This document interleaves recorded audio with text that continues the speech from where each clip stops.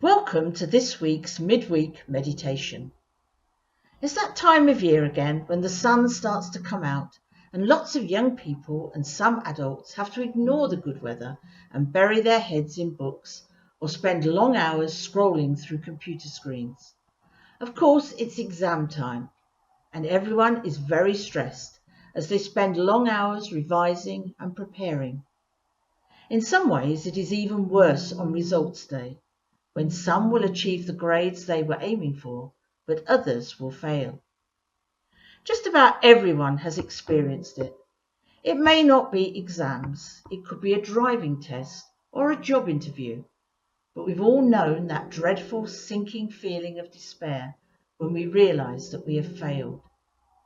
Today we live in a world that tells us that we can live the dream and have just about anything we want if we try hard enough.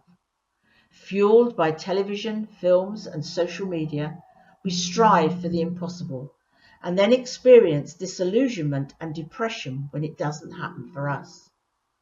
Sadly, there are many young people at football academies who won't get to play in the Premiership, and others at drama school who will never even get started in the acting profession. It's not that it's wrong to have dreams and strive to achieve things, but to say that you can have anything you want if you try hard enough just isn't true. As Christians, maybe we need to look at things differently. If we believe that God has a plan for our lives, then it is clearly very important that we pray about all our decisions, and sometimes that works really well.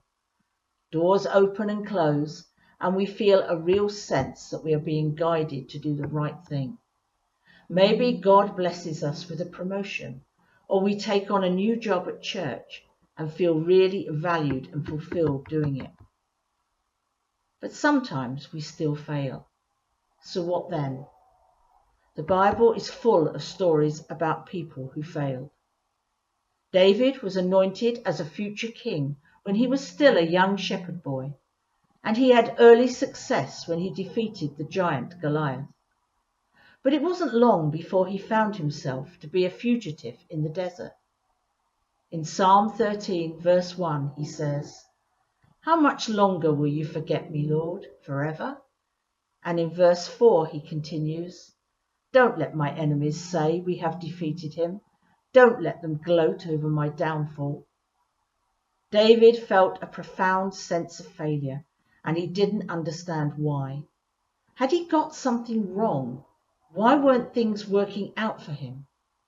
In his frustration and pain, he calls out to God, but then he goes on to remember the fact that God has always been there for him in the past, and says in verse 5, "I rely on your constant love." He didn't understand what was happening, but found comfort when he turned to God. Sometimes failure is hard to understand. What about if we keep applying for jobs, maybe going for interviews, but we're never the one who actually gets the job? I can remember coming back from what was probably my fourth job interview in a few weeks, and I hadn't got the job. I felt terrible. My husband was ill and couldn't work, and we had bills to pay.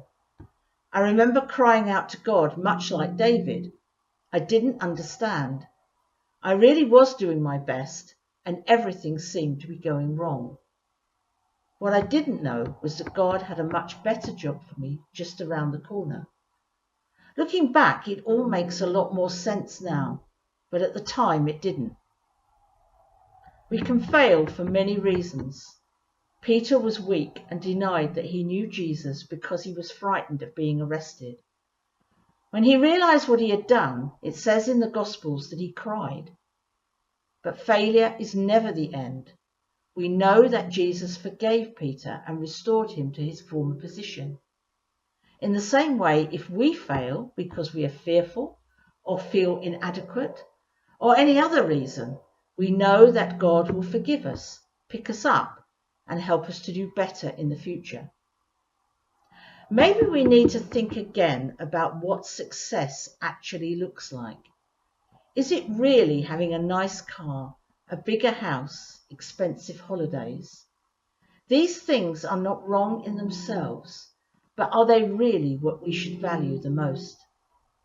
In Mark chapter 10, verse 21, Jesus told the rich young ruler to go and sell all that you have and give the money to the poor, because he knew that that was what the young man valued the most. In the world's eyes, the man was successful, but Jesus knew that his wealth was a barrier to him growing in his spiritual life. We all have God-given abilities and talents, and maybe we are successful when we learn to use these in a way that helps us to keep the two main commandments that are found in Matthew chapter 22, verses 37 to 39. Love the Lord your God with all your heart, with all your soul, and with all your mind, and love your neighbour as you love yourself. God may bless us with many worldly achievements.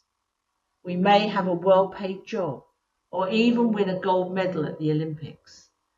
But it is important to remember what it says in 1 Corinthians chapter 13, verse 2. If I have no love, I am nothing. So maybe that means that if we do have love, we are truly successful.